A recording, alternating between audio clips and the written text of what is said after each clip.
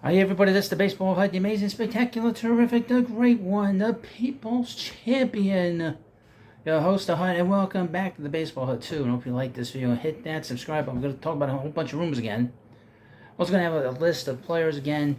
You need to keep an eye out for it. That should be up on Thursday. Headline from MLB trade rumors. Headline: Blue Jays interested in Amed Rosario. Let's see.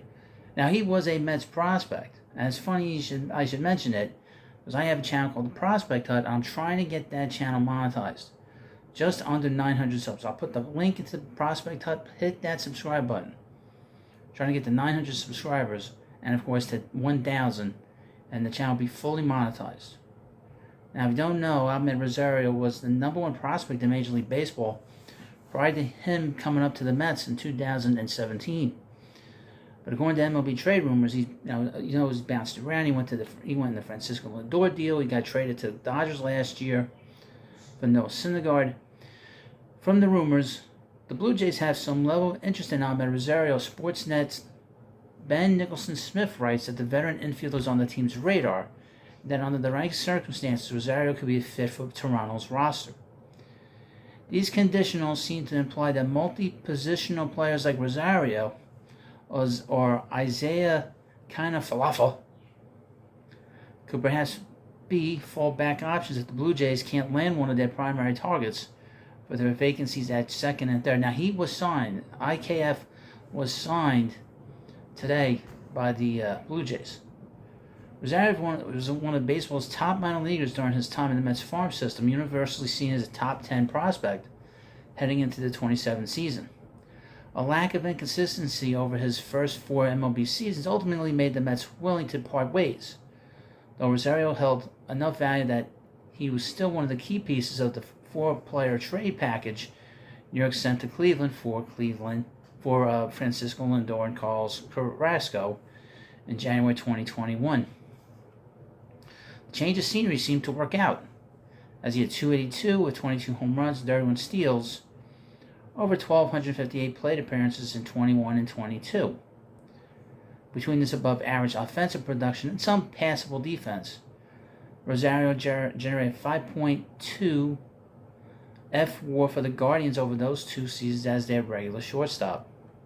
23 was much more of a struggle, as Rosario had only .263 or 545 total plate appearances with 305 on base.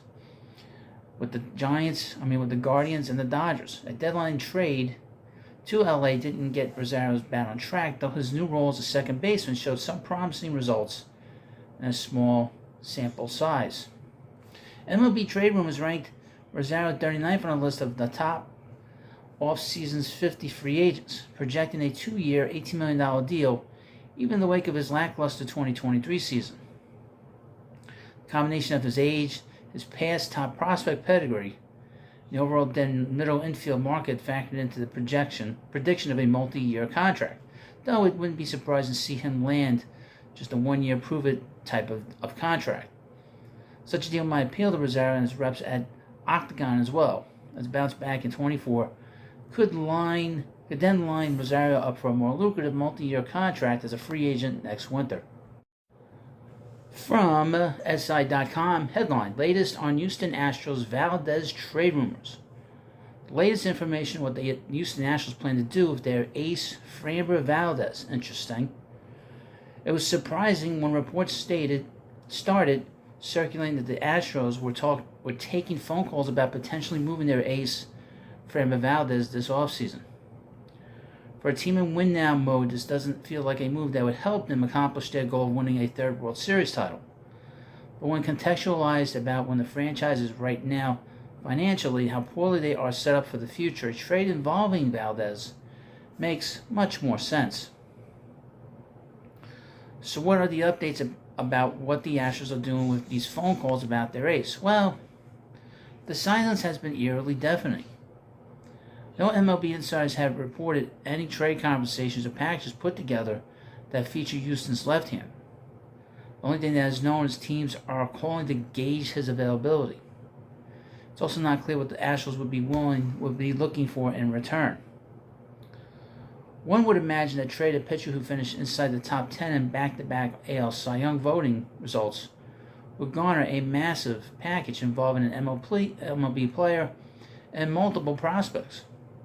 Interested teams might be those who are contenders or who want to become contenders. The Baltimore Orioles, the Boston Red Sox, Chicago Cubs, Cincinnati Reds, and New York Yankees. The Yankees and Astros aren't making a deal. They're not making any kind of trade. The Yankees have done nothing but complain about the Astros stealing their chance to get to the World Series in 2017. Brian Cashman, the general manager of the Yankees, has not stopped complaining over the last 6-7 years about losing to the Astros. He's still complaining about it. So they're not going to be making any deals anytime soon. If they do, I'd be shocked. All come to mind when thinking about potential trade partners. It seems that the Reds have been very, very active in trying to get a big starter. That's the one thing I have noticed in reading things online. The article continues. Now, nothing has been reported about conversations happening with these teams. Maybe nothing will happen this offseason.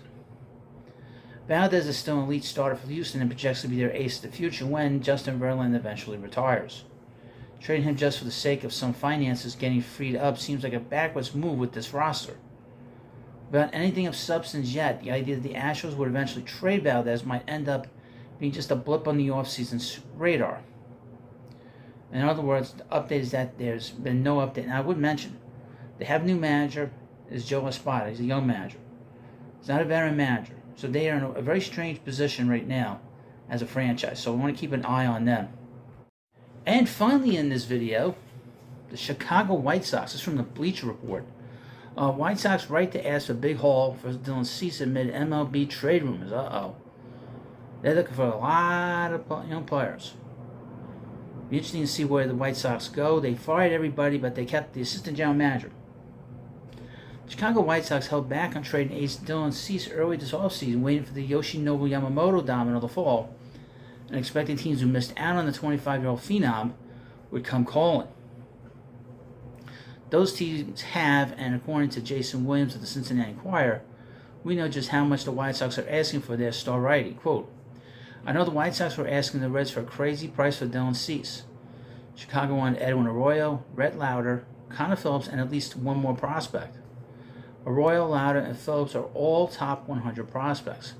That is a huge ask of any organization, let alone one that is committed to youth and the future, such as the Reds.